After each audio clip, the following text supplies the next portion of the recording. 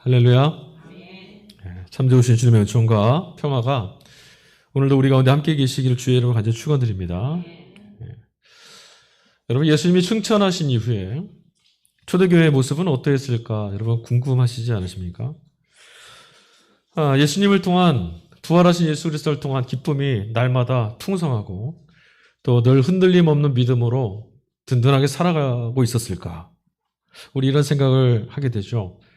그러나 불행히도 초대교회가 처해 있던 상황은 그리 넉넉하고 만만치 않은 그런 상태였습니다. 황제로 대변되는 로마의 제국, 그 영광, 그리고 기득권자들의 우쭐거림, 그 틈바구니에서 예수님을 그리스도로 믿고 있는 그들의 신앙은 날마다 위협을 받고 있었습니다.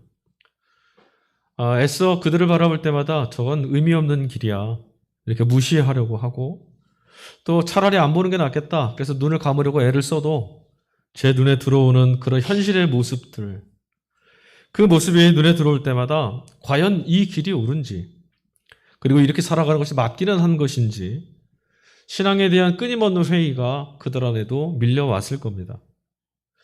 오늘 우리가 삼독서 복음서 말씀을 같이 읽었습니다. 제자 그룹이, 제자 공동체가 처한 상황, 그 상황이 바로 초기 교회 공동체, 예수님의 부활 이후에 신앙을 붙들고 살아왔던 교회 공동체가 처했던 상황을 대변하고 있습니다. 본문을 보니까 어떤 사건이 벌어졌어요? 예수님과 제자들이 강 건너편으로 건너가려고 했을 때 광풍을 만나게 됩니다. 큰 광풍. 한자어 말 그대로 하면 미친 듯이 부는 바람, 이런 뜻이에요. 한복판에서, 배를 몰고 가던 한복판에서 그렇게 미친 듯이 흉포하게 뛰는 그런 바람을 만났으니 이제 꼼짝없이 죽게 생겼습니다. 여러분, 이런 경우에 사람들의 반응은 두 가지로 나타날 수 있는데, 첫 번째, 어찌해서든 살아야겠다라고 하는 필사의 몸부림. 그런가 하면 그 노력 가운데서도 혹여 죽으면 어떡하나, 망하게 되면 어떡하지? 이 두려움이 더해지죠. 지금 배 안에 있던 사람들도 이 두 가지 감정 때문에 지금 경황이 없습니다. 혼비백산이에요.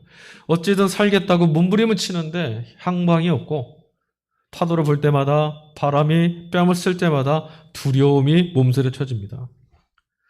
배 위에 있던 사람들이 여러분 누구죠? 어떤 사람들입니까? 바로 예수의 제자들입니다. 소위 사도들이죠, 사도들. 그러고 보니까 여러분, 세상이 한번 거칠게 휘몰아치는 순간이 다가오면 신앙이 있다라는 것은 마치 아무것도 아닌 것처럼 형편없이 무너지는 그런 모습은 그들이나 우리들이나 매한가지인 것 같습니다. 그러니까 똑같은 사람들인 거죠. 세상의 힘 앞에 초라해지고 마는 것이 우리들의 믿음이고, 그게 오늘 우리들의 현실입니다.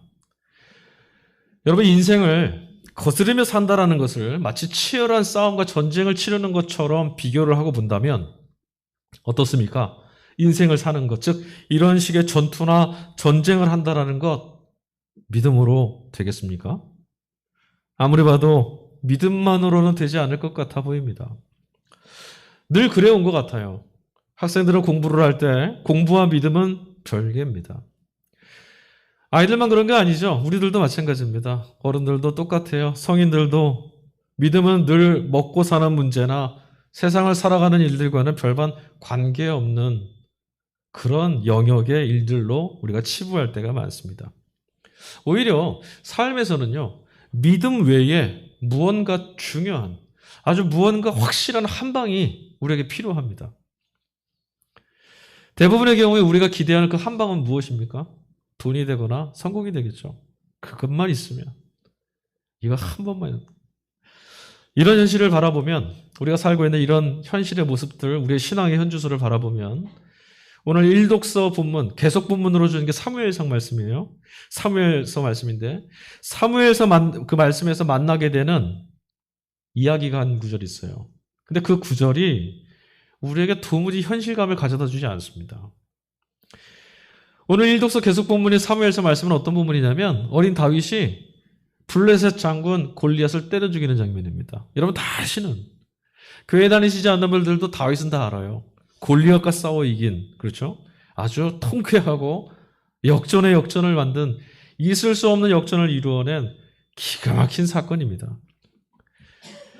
그런데 여러분, 내심 우리들 안에는 현실에서 믿음은 통용될 수 없다라고 하는 이 절망감과 패배감이 쌓여 있어서 그런지 이 사건, 그러니까 다윗이 골리앗을 이겼다고 하는 이 사건은 마치 용과 싸워서 이긴 기사의 이야기, 아니면 신화 속에 나타나는 어떤 이야기 정도, 그 정도 의미만 우리에게 자꾸 가져옵니다.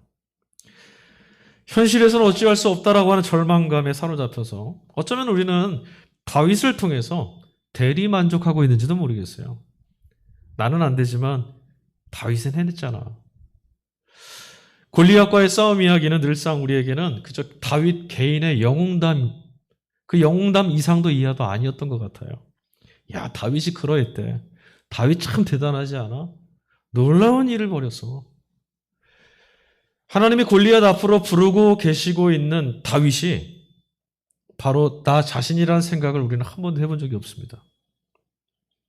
여러분, 본문 말씀 읽으시면서 장군 골리앗의 그 어마어마한 거인인 골리앗 그 앞에 하나님이 나를 부르셨다라는 것 여러분 실감해 보신 적 있어요?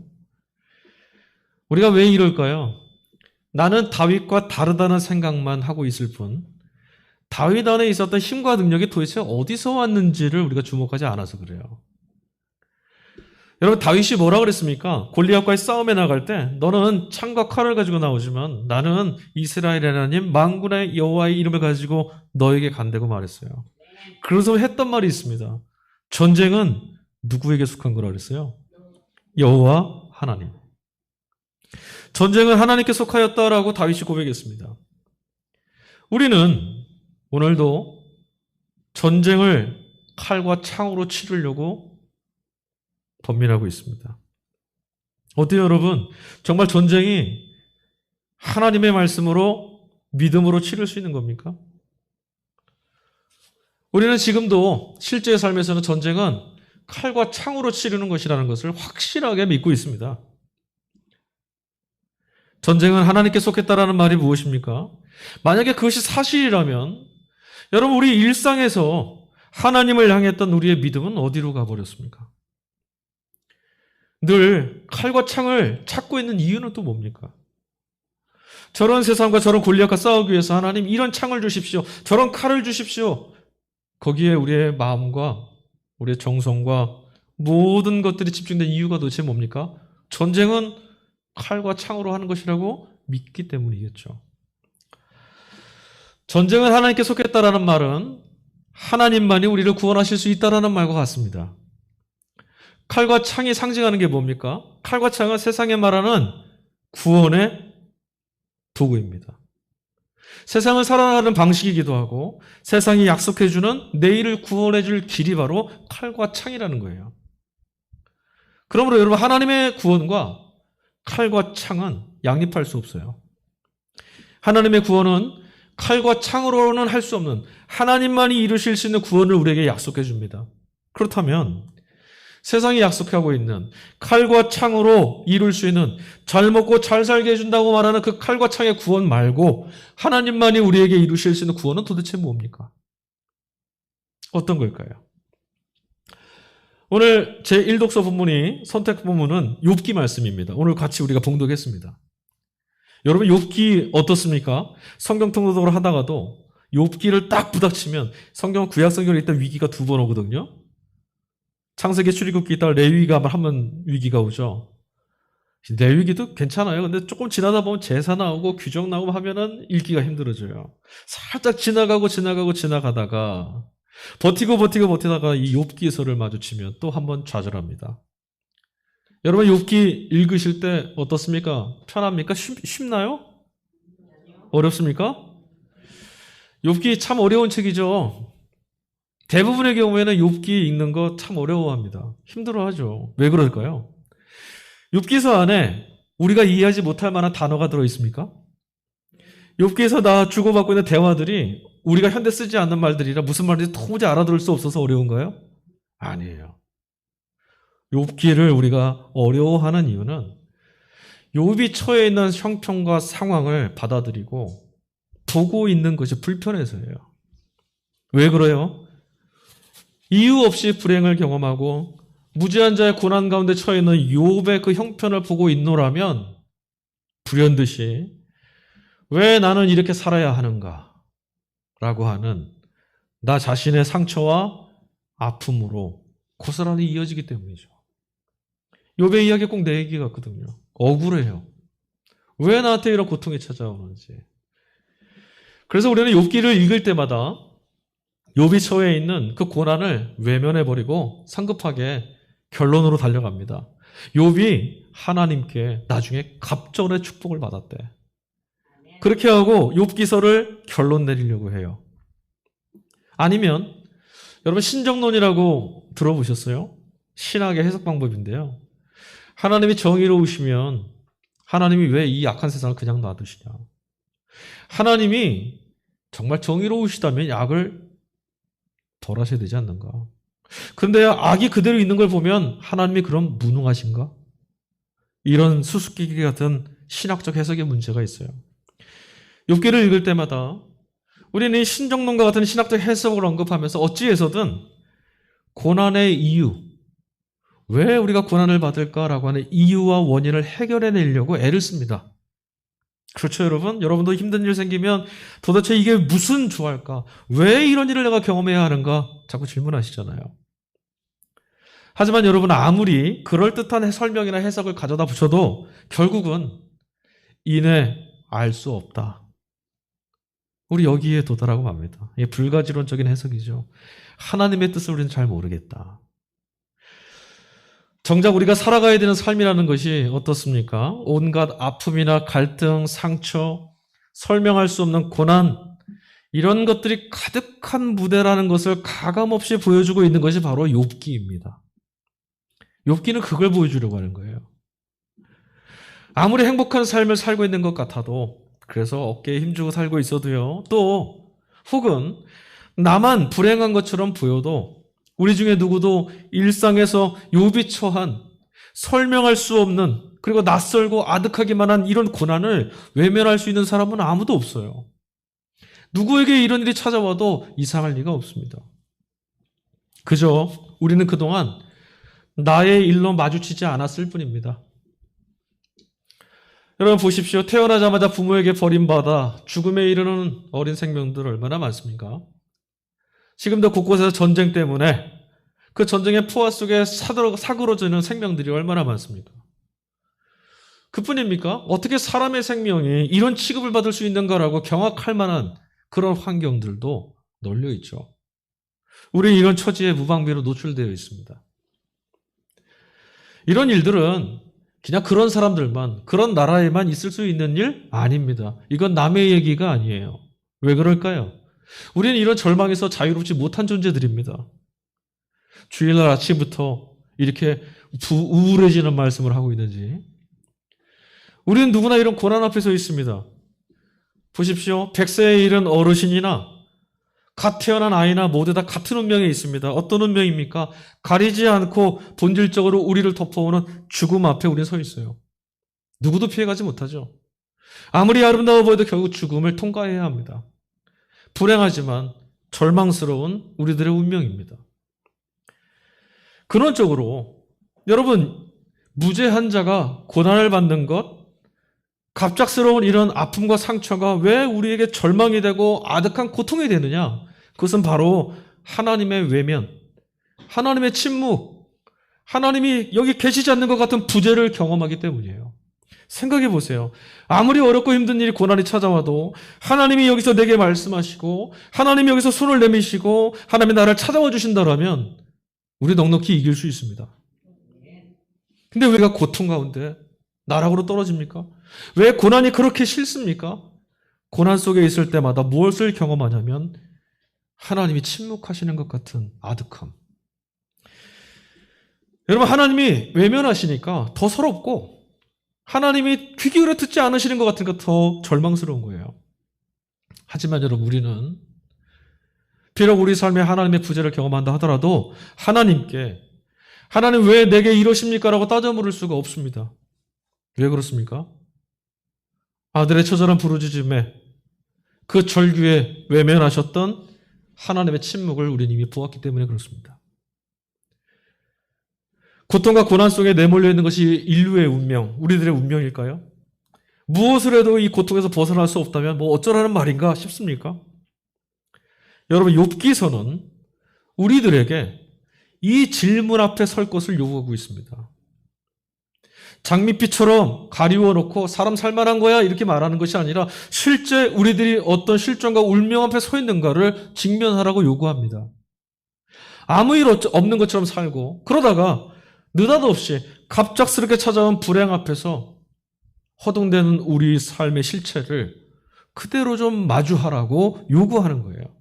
고통, 아픔, 상처, 절망, 여러분 우리 어떻습니까? 이런 것들을 악이나 혹은 하나님에 의한 심판 정도로 생각하고 분명히 내가 잘못했을 거야. 분명히 저 사람이 잘못했을 거야. 허물과 죄에다가 그것들을 모두 옮겨놓는 교리에 우리 숨고 맙니다. 그런데 욥기는요. 이런 현실을 내게 찾아온 이 절망과 아픔의 현실을 끌고 하나님 앞에 나아가라고 하는 전통적인 신앙의 입가에서 보면 아주 발칙한 도전이죠. 욥기서의 대부분은 어떻게 구성되어 있냐면 욥과 욥의 친구들의 설전으로 이루어져 있어요. 앞에 몇 장 빼고는 그때부터 마지막 장까지 오늘 본문 읽은 데까지요. 욥하고 친구들이 주거니 받거니 하는 논쟁으로 이루어져 있습니다. 친구들이나 욥이나 그 대화 가운데서 아주 공통적인 면을 하나 찾아볼 수 있는데 양측에서 말하는 방식이 아주 똑같다라는 거예요. 상대를 비방할 때, 비난할 때, 그리고 상대의 공격에 항변할 때 친구들도 욥도 똑같이 근거로 내세우는 것이 무엇이냐면 내가 생각하기에, 내가 알기로는 자신의 해석에 달려있다는 겁니다. 이것이 우리가 세상을 살아가는 방식이고 기준입니다. 우리 저마다 이렇게 살아갑니다. 내가 생각하기에 지금 망한 것 같아. 내가 생각하기에 지금 끝난 것 같아. 내가 생각하기에 지금 나 행복한 것 같아. 욥도 그러했어요. 아무리 생각해봐도 제 자신의 눈에 보이는 건 어떤 모습이냐면 하나님 앞에 신실했던 자신의 모습뿐이었어요. 내가 하나님 앞에서 얼마나 신실했는가. 내가 주님 앞에 무죄한데. 이런 것들이 욥의 이야기입니다. 그러니 이런 고난을 당할 이유가 없다라는 거예요. 납득할 수 없다라는 얘기죠. 이 말을 살짝 뒤집어 보십시오. 내가 이런 업적을 쌓았고 내가 이렇게 잘 살아왔으면 환난이나 고난과 핍박도 나를 피해가야 되고 그렇지 않다면 그럴 수 있는 보상이나 보답이 주어지는 게 마땅하다라는 신념이 그 안에 배어 있죠. 그렇지 않습니까? 내가 이렇게 살았는데 왜 이런 일이 억울해한다는 말은 이렇게 살면 이런 것들은 나에게 찾아오지 말아야 된다는 생각인 거죠. 하지만 여러분, 죽음이 덮고 있는 이 땅에서 고난이라는 것은 하나님을 믿는 사람과 믿지 않는 사람을 가리지 않습니다. 죽음이 이 땅을 지금 지배하고 있어서 그래요. 이 말씀은 어떤 것이에요? 내 업적으로는 구원받을 수 없다는 겁니다. 잘난 사람이나 못난 사람이나 믿음을 갖고 있는 사람이나 믿음 없는 사람이나 죽음이 가져다주는 흔적 가운데 신음하는 일들은 계속 우리를 찾아온다는 거죠. 친구들의 비난 앞에서 욥은 굉장히 당당했습니다. 너희들이 뭘 안다고 이렇게 나를 비난하느냐. 너희들의 의로움이 무엇이냐고 비난해요. 그뿐 아니에요. 하나님께도요. 욥이 나중에는 그렇게 말해요. 하나님의 처사가 부당하십니다. 따져 물어요. 그랬는데요. 일순간에 욥기를 읽다 보면 어느 순간에 욥이 한마디도 하지 않고 침묵하는 대목에 이릅니다. 바로 오늘 본문 말씀부터 시작합니다. 그뿐 아니에요. 오늘 이 욥기 38장 넘어 42장까지 가보면 욥이 하나님 앞에 자신이 잘못했다라고 인정합니다. 뭘 잘못했습니까? 갑자기 하나님 앞에서 하나님이 자기 앞에 나타나시니 비굴해진 걸까요? 자, 우리 다시 폭풍이 몰아치던 복음서의 장면을 한번 돌아가 봅시다. 혼비백산에 있는 제자들입니다. 배 위에서 죽을 것 같습니다, 지금. 그때 제자들이 뭐 했냐면, 무엇을 보았냐면, 백고물에서 주무시고 계시는 태평스러운 예수님을 봤어요. 너무 어이가 없죠? 우리 다 죽게 생겼는데. 그래서 예수님 퇴근하고 막 깨웠습니다. 그리고, 주님, 우리 다 죽게 생겼는데, 이렇게 태평하게 주무실 수 있습니까? 그들 중에 예수님을 꾸짖었던 사람도 있는 것 같아요. 배 밖에 있는 사람들의 눈으로 보면 이들의 모습이 어떻게 보일까요? 그러니까 우리들의 눈으로 한번 보는 거죠. 우리 일상에서 이런 모습들을 보면 어떤 생각이 들까요? 평온하던 배 위에 강을 건너고 있는데 호수에 갑자기 북풍이 일어서 배가 뒤집어 죽게 생겼어요. 이런 폭풍에 사로잡혀 죽게 생겼다라는 것을 보게 되면 필시 그들 중에 죄가 있는 사람이 있을 거야. 뭔가 잘못한 게 있겠지라고 생각하고 싶은 유혹에 빠지기가 쉽습니다. 이런 식의 파도도 잠잠하게 할 만큼 믿음도 없냐? 그렇게 벌벌 떨고 있어? 아니면 하나님을 불신했으니 그렇지. 이렇게 죄를 고발하고 싶은 마음이 우리에게 드러나죠. 그런데 여러분, 예수님께서 잠에서 깨신 다음에 제자들에게 어떻게 하셨습니까? 이 말씀은 앞서 설교 모두에 말씀드렸다시피 예수님 부활하시고 승천하신 이후에 이 땅에 남겨진 교회 공동체에게 주어진 말씀이에요. 주님은 제자 공동체가 처해 있는 현실, 풍랑 속에, 폭풍 속에 침몰되어 죽게 생긴 이런 현실을 제자들의 탓으로 돌리지 않으셨어요. 다시 한번 읽어보십시오. 너희들 어떻게 했길래 이런 상황에 빠진 거야? 너희들 뭐 잘못한 거야? 무슨 죄를 지었어? 정죄하시지 않았어요. 그리고 주님이 이렇게 말씀하십니다. 어찌해서 너희가 믿음이 없느냐? 이 말씀은 그들의 불신을 정죄하시는 것이 아닙니다. 주님의 말씀은 어떤 것입니까? 풍전등과 같은 암담한 현실에 놓인 교회 공동체를 향해서 너희는 믿고 살아라 축구하시는 거예요. 무슨 말씀입니까? 믿어야 산다라는 것이고요. 너희는 믿고 그리고 살아내라. 믿어야만 살 수 있다라는 말씀인 거예요. 제자들에게 믿음이 없다라고 하셨어요, 예수님이. 그럼 여러분 질문하겠습니다. 믿음이 없다라는 건 구체적으로 어떤 겁니까? 여러분 믿음 없음이 어떤 것인지 구체적으로 좀 설명하실 수 있겠어요? 이걸 잘 알면 반대로 뒤집었을 때 믿음이 있다라는 것은 또 무엇인지 우리가 알 수 있잖아요. 여러분 구원에 이를 만한 믿음 갖고 계세요? 그러려면 믿음이 있음이 무엇인지 분명히 알아야 되잖아요. 마가는 이 복음서 이 사건을 기록하면서 제자 공동체의 믿음 없음이라는 것이 결국은 그들이 예수님이 누구이신지를 몰랐다라는 사실에 귀결시켜요. 그러니까 다시 말씀드리면 믿음의 실체는 예수 그리스도가 누구이신지를 아느냐, 모르느냐 이 차이에 있다는 거예요. 복음서 41절 말씀입니다. 그가 누구이시기에 바람과 바다도 순종하는가 하였더라. 주님이 폭풍을 꾸짖으셨어요. 그랬더니 폭풍이 잠잠해졌습니다. 그 이후에 배 위에 있던 제자들이 던졌던 말이에요. 도대체 저분이 누구이시냐? 복음서의 핵심 주제가 바로 이 질문 안에 담겨 있습니다. 마가복음 전체의 주제를 따지자면 이 질문이에요. 여러분, 예수님은 대체 누구이십니까? 여러분, 예수님이 누구이시라고 알고 있습니까? 그가 누구이시기에 라고 했던 이 질문이 지금 터져나온 상황은 지금 제자들이 예수님 안에서 무언가를 보았다라는 사실을 전제로 해요. 생각해 보세요. 주님 안에 무언가 놀라운 하늘의 이 비밀이 담겨있다는 걸 지금 눈치챈 거예요. 보지 못한 사람들은 무관심하게 되고요. 무관심하게 된 사람은 질문하지 않고 지나치기 마련입니다. 여러분 옆에 지나가는 수많은 사람들, 우리 그냥 무관심하게 지나치잖아요. 근데 그 안에 뭔가 이상한 것을 보았어요. 저 사람 뭐지? 무언가를 보았을 때만 질문할 수 있어요. 그러니 여러분 우리가 지금 예수님이 누구이신지, 예수님 안에 도대체 무엇이 담겨 있는지 질문하지 않는 이유가, 그렇게 하면서 살지 않는 이유가 대단히 분명해지죠. 예수님께 무관심했거나 예수님 안에 무엇이 담겨 있는지를 못 보았기 때문에. 결국 여러분 믿음 없음이라는 것은 우리의 의지나 결단이 부족하다는 것을 말씀드리는 것이 아닙니다. 성경이 말씀하시는 믿음은 믿음 없으면 그런 것이 아니에요. 의지를 아무리 갖고 있어도 결단을 아무리 해도 그걸 믿음이라고 말씀하시지 않습니다. 믿음 없음이라는 것은 마땅히 보아야 될 것을 지금 보지 못하고 있다라는 걸 말하고 있는 거예요. 내가 주님이 어떤 분이신지를 보지 못했습니다. 알지 못합니다. 믿음 없음입니다.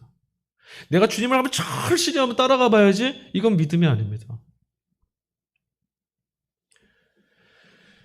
우리는 일상에서 주님은 누구이신가? 이런 질문을 얼마나 붙들고 살고 있을까요? 우리는 지금 주님이 누구이신지 궁금해하는 사람들일까요? 예수 그리스도 안에 도대체 무엇이 담겨 있는지 여러분 질문해 보셨습니까? 사도 요한은 요한복음을 기록하면서 그가 행하신 일들과 기적들을 그 놀라운 일들을 기록하기에는 세상을 다 갖다가 기록해도 다 기록할 수가 없다. 놀랍다 그의 신비 이렇게 말하는 것이 예수님을 만난 사람들의 고백이거든요. 과연 우리는 주님이 누구이신가 질문하고 있는가? 이게 우리들 믿음이 있는가 없는가의 기준입니다. 예수님께서 폭풍을 잠잠케 하셨습니다. 꾸짖었더니 폭풍이 멈춰졌어요. 여러분 놀랍죠? 어떻게 이렇게 하셨을까? 궁금하십니까?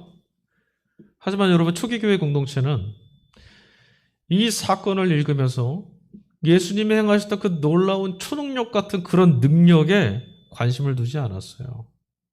그럼 뭐에 관심을 가졌을까요? 여러분 고대 시대에는 지금도 그렇지만 특별히 고대 시대에는 바람, 파도, 폭풍, 홍수 이런 자연력은요. 사람들을 공포로 몰아세우기 충분한 억압하는 어찌할 수 없는 절대적인 폭력 같았어요. 운명과 숙명이죠. 한번 찾아오면 아무도 거역할 수 없는 망하게 되니까. 그래서 그들은 고대 사람들은요. 그런 자연력들을 어떤 신처럼 여겼어요. 그래서 그 노여움을 좀 풀기 위해서 제사도 드리고 지금도 바닷가 같은 데 가면 배를 띄우기 전에 파도가 좀 잔잔하고 별일 없게 해달라고 용왕하게 막 제사 지내고 하잖아요.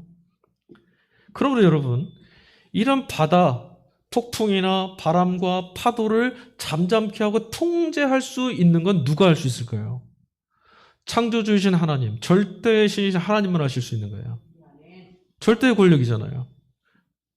그런데 바로 여기가 교회 공동체가 관심했던 대목이었어요.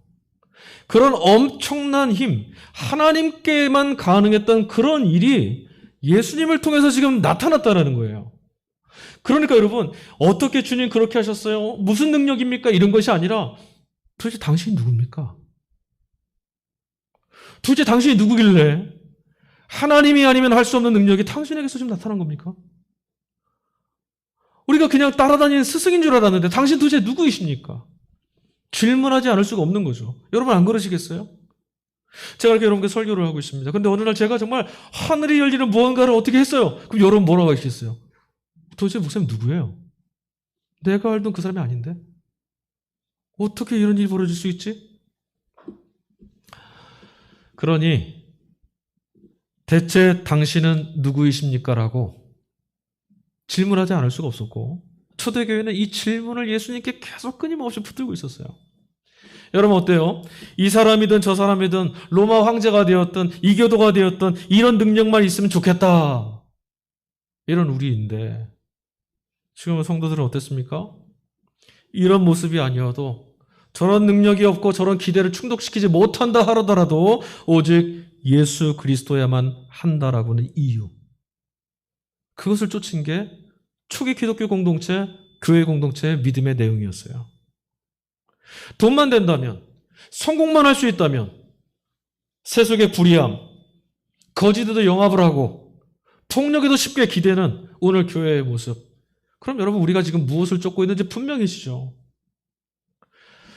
너희는 왜 믿음이 없느냐는 주님의 말씀이 너희는 믿는 자가 되라고 하는 요청이라고 제가 말씀드렸습니다. 마가는 주님의 그 말씀을 받아서 교회 공동체에게 이 말씀을 전해주고 있어요. 저도 같습니다. 저도 지금 이 설교를 통해서 여러분에게 같은 마음으로 요청드리고 있는 거예요. 믿는 자가 되십시오. 주님이 이 명령하셨어요. 믿음이 없다라는 것은 예수 그리스도가 누구이신지 그 비밀을 발견하지 못했다라는 것이라고 말씀드렸어요. 믿음은 주님은 이런 분이구나라는 걸 발견했느냐 발견하지 못했느냐 이 차이예요. 놀라운 것을 발견한 사람은 그 놀라운 것을 발견한 것처럼 살 수밖에 없어요. 그러나 여러분 비밀을 모르는 사람은 제 아무리 아는 척을 하고 그럴듯한 것들, 화려한 것들을 드러내고 막 보여준다고 해도 비밀을 모르는 것처럼 살 수밖에 없어요. 주님을 만나지 못한 이들은 하나님의 절대적인 능력과 권세이신 예수 그리스도, 그분 안에 참된 평화가 있음을 경험하고 만나지 못한 사람은 아무리 입으로 큰 소리를 외쳐도 불안하고 두려울 수밖에 없어요. 근데 정말 참 평화 되시는 주님을 보았다면, 정말 그리스도 안에 참 생명이 있다는 걸 발견하게 된다면 어떻게 되겠습니까? 믿고 싶지 않아도 주님을 따라갈 수밖에 없는 거죠. 문제는 우리가 주님을 만나지 못한다는 거예요. 주님을 향한 신뢰는 주님은 이런 분이시구나라고 하는 경험과 발견 위에서만 세워지는 거예요. 그러므로 지금 그가 누구이시길래? 라고 했던 이 배 위에 있던 제자들의 질문, 그들의 상황과 상태는요, 여러분 이전을 읽으시면서 그랬을 거예요. 정말 믿음 없는 사람들이네. 아니요. 그 자리는 그가 누구이시길래? 라고 했던 그 질문했던 그 자리는 믿음 없음이 아니라 주님에 의해서 바른 믿음이 회복되어지는 순간이었던 거예요. 왜요? 이제서야 비로소 그들은 정말 두려워할 대상이 누구인지를 알게 됐어요. 바람과 파도가 되게 무서웠습니다. 그게 두려움이었어요. 죽을 것 같았어요. 그런데 알고 보니 바람과 파도도 잠잠케 하시는 절대 하나님이 지금 이곳에 계심을 보게 됐어요. 경외심에 사로잡힌 거죠. 이게 참된 믿음입니다. 저는 주님의 비밀을 발견한 그들이 참 부럽습니다. 목격했거든요. 보았어요. 뭔지 모르겠습니다. 그러나 어마어마한 무엇인가가 그 안에 있음을 보았어요. 여러분, 오늘 우리는 무엇을 두려워하며 살고 있습니까? 집채만한 파도? 폭풍우? 아니면 경제위기? 건강의 문제? 실패의 이야기들? 뭐가 우리의 두려움의 내용이죠? 지금 믿음이 없는 우리들에게 필요한 것은 바람과 파도를 어떻게 다스릴 것이냐, 이것이 아니라 바람과 파도도 잠잠게 하실 수 있는 주님을 믿을 수 있는 믿음을 달라고 간구하는 것밖에 없어요. 어떻게 이 문제를 해결할까? 어떻게 하면 이 상황을 벗어날까가 아니라 아직 못 본 그리스도를, 아직 경험하지 못한 주님 안에 있는 하나님 나라를 목격하게 되려는 이 간절함이 우리들의 간절함이 되어야 돼요. 여기가 믿음이라는 거예요. 여러분, 아까 욥 이야기를 했습니다. 욥이 어느 순간에 태도가 바뀌었다 그랬어요. 욥의 태도가 바뀐 이유가 뭐죠? 하나님 앞에 섰기 때문이에요. 하나님이 나타나신 순간 다 바뀌었어요. 만물의 근거, 처음 시작이 무엇인지 물어보시는 하나님 앞에 아무 말도 할 수가 없었어요. 아득한 이야기거든요. 나의 능력과 권세와 어떤 생각의 범위를 초월한 얘기들을 하나님이 말씀하고 묻고 계세요. 아무것도 할 수 없죠. 그러니 스스로를 돌아봤습니다. 나는 피조물이구나. 죽을 것만 같이 몸부림치던 문제들, 여러분 세월이 지나고 보면 아무것도 아닌 일인 경우 많죠. 하물며 살고 죽는 실존 앞에 서게 되면 세상에 지금 우리에다가 올무씌우는 것처럼 보이는 그런 수많은 문제들도요, 상대화됩니다. 아무것도 아닌 거예요. 그래서 여러분, 죽어야만 구원을 얻는다고 하는 십자가의 복음은 진리입니다. 십자가를 통과해 죽지 않으면 구원 못 받습니다. 죽음을 모르는 자는 구원을 경험할 수가 없습니다. 모든 생각의 근원이 나였다고 여겨왔는데 하나님 앞에 서고 보니 욥은 비로소 자신이 누구인지를 깨달았고 자신 앞에 펼쳐진 세상이 무엇인지를 알게 됐고 하나님이 그런 나의 인생에 어떤 분이신지를 보게 됐습니다. 여러분, 폭풍 속에서 구원을 얻고 싶으십니까? 광풍과 죽음 앞에서도 참된 평화를 누리고 싶으십니까? 자유를 얻고 싶으세요? 참된 구원은 예수 그리스도, 우리를 찾아오신 그분을 목격하는 그 순간밖에 없습니다. 다시 말해서 주님이 어떤 분이신지를 깨닫는 사건, 그분이 어떤 분이신지를 경험하는 순간이 찾아오지 않고는 이 구원은 맛볼 수가 없습니다. 그러니까 아득한 거예요. 내 마음대로 내 힘대로 안 되는 거거든요. 바울의 서신서를 보십시오. 우리가 같이 읽은 고린도후서 말씀을 보세요. 이제 바울이 뭐라고 말합니까? 나는 참되고 유명해졌고 살아있고 죽임을 당하지 않고 기뻐하고 부유하고 모든 걸 가진 자가 되었다라고 선언하고 있어요. 그런데 여러분, 이 이야기들, 바울이 외쳤던 이 외침의 내용들은 그동안 복음의 길을 걷고 있는 그의 삶을 끊임없이 괴롭히던 세상의 위협과 세상이 자랑하던 부러움의 대상들이었습니다. 바울이 정말 이런 거 지금 갖고 있을까요? 아니요. 비록 이런 것들을, 세상이 자랑하던 그것들을 내가 지금 가지고 있지는 않지만, 그러나 나는 이제 세상이 부러워해야 될 사람이 되었다라고 말하고 있는 거예요. 여러분, 이것이 복음이 가져다주는 능력입니다. 주님이 누구이신지를, 그 비밀을 발견한 사람들에게 찾아오는 능력이죠. 그 일을 경험하지 못했다면 우리가 100만 마디를 이 말을 해도 이건 내 삶의 능력이 되지 않습니다. 그러나 주님은 정말 그러시군요. 하나님만이 하실 수 있는 일이 주님 안에 나타났군요. 그분이 당신이시군요. 이걸 경험하면 우리도 바울처럼 이야기할 수 있습니다. 세상에 가져다는 모든 권세로부터 자유를 얻을 수 있는 길은 예수 그리스도를 아는 길밖에 없습니다. 광풍에 유효돼서 미친 듯이 몰아세우는 삶의 그 폭풍 속에서 유유히 벗어나 생명의 능력 되시는 주님과 함께 더불어 무리를 거둘 수 있는 것. 여러분, 우리는 주님의 부활을 말씀을 통해 듣고 그것을 믿게 된 사람들입니다. 주님 안에 이런 능력이 있다고. 그러니 사랑하는 성도 여러분, 힘을 다해서 하나님께 간구해야 될, 진짜 우리가 구해야 될 것이 무엇인지를 선명하게 하십시오. 세상이 이야기해 주는 것들, 그것에 대한 답이 아니라, 세상이 말하는 칼과 창을 달라고 하는 것이 아니라 하나님을 믿게 해주십시오. 주님 내 인생과 삶과 영혼에 찾아와 주십시오. 당신이 내게 허탄한 신화가 아니라 오늘 이곳에서도 실제하셔서 역사하시고 함께 하시는 분임을 보게 해 주십시오. 믿음을 달라고 간구하는 것이 하나님이 우리에게 주신, 예수 그리스도를 길로 주신 축복의 길인 겁니다. 여러분, 오늘 들은 말씀을 기억하시면서 우리 찬양했으면 좋겠어요. 무슨 설교의 결론이 이렇게 끝나나? 아니요. 이게 정답입니다. 그동안 우리는 주님을 믿는다고, 주님을 안다고 많이 얘기해왔습니다. 정말 그렇습니까?